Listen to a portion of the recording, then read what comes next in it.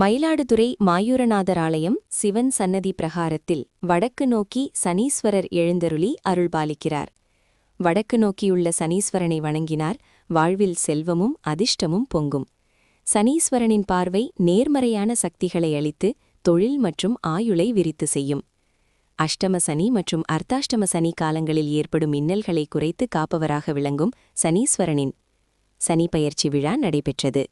சனி பகவான் கும்பராசியிலிருந்து மீனராசிக்கு இடம்பெயர்ந்ததை முன்னிட்டு நடைபெற்ற நிகழ்ச்சியில் விநாயகர் வழிபாடு, மகா சங்கல்பம், பஞ்சகவிய பூஜை, பஞ்சாமிர்த பூஜை, பஞ்சாவர்ண பூஜை, பரிகார சிறப்பு யாகம் மற்றும் பூரணாகுதி நடைபெற்றது.